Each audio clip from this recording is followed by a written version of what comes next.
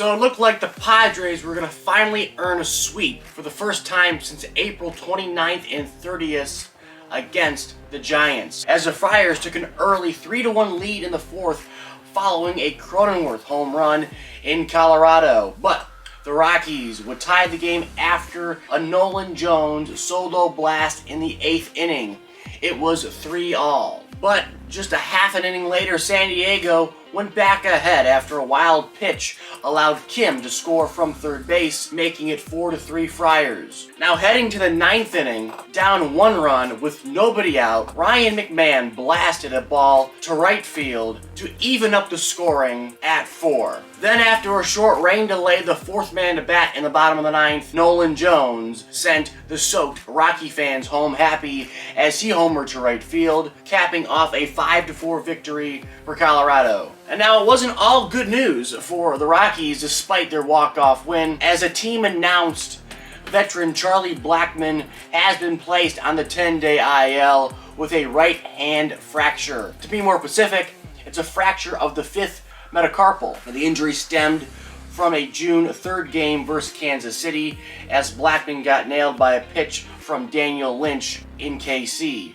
Now, despite Blackmon playing in a 3-game set versus the Giants and playing in Game 1 of this series versus the Padres, Bud Black said, quote, "We've been monitoring his hand the whole time, and it hasn't felt great. A couple different x-rays showed no fracture, and then based on how he's felt the last couple days, we x-rayed him again last night, and it showed there was a fracture." So with that being said, Blackmon is expected to miss at least 4 to 6 weeks with this injury at the most. So again, big blow for the Rockies, but it's not like he's going to make a huge difference when it comes to where they're going to end up in the standings come September. Now let's head to Motown, where Arizona was hoping to complete the sweep versus Detroit.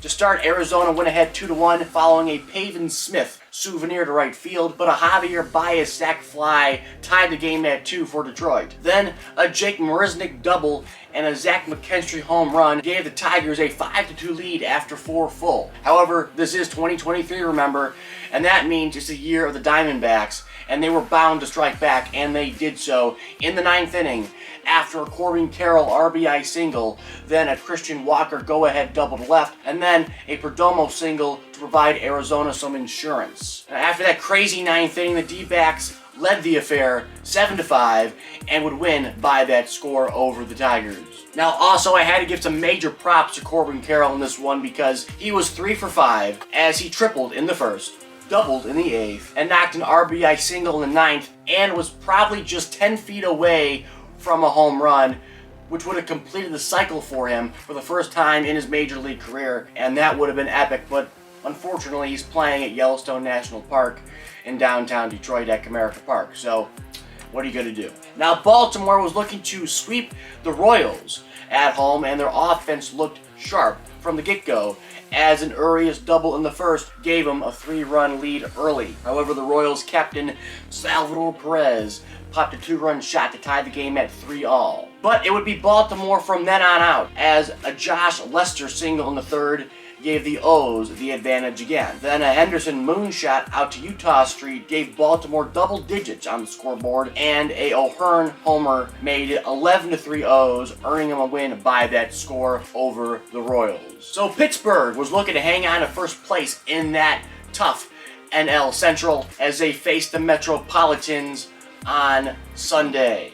The good news for Pittsburgh was they had some fantastic starting pitching from Mitch Keller as he silenced the Mets offense through 7 as he struck out 7, only relinquishing 1 run. Now both teams' bats came alive in the 4th inning as the Mets put up their first run via a McNeil home run. However, Pittsburgh counterpunched with a home run of their own from Jack Sawinski, and then they would take the 2-1 lead after a Marcano single to right field. And that would be enough to give Pittsburgh the win over the Mets as they took this one 2-1 at home. Now the Yankees were trying to avoid a series loss at home to the Red Sox, and a Justin Turner home run in the 2nd did not help their cause as his bomb put Boston up 1-0 early. Now New York would take the lead in the second after a Trevino 2-run single. It was 2-1 Yanks. Now this slim lead would hold up for the Yankees until the 8th inning when Jared Duran grounded out to second base. That allowed Kike Hernandez to score from third base, tying the game at 2. Now the game would remain tied, moving into extras, but something had to give, and it finally did after a Kike Hernandez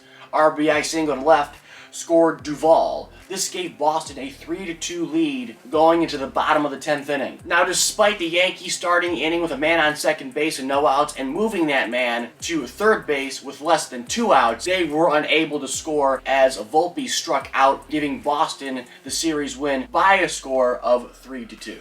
And that's all I got. Don't forget to like, comment, and subscribe. Comment down below your thoughts. And as always, I will catch you guys later.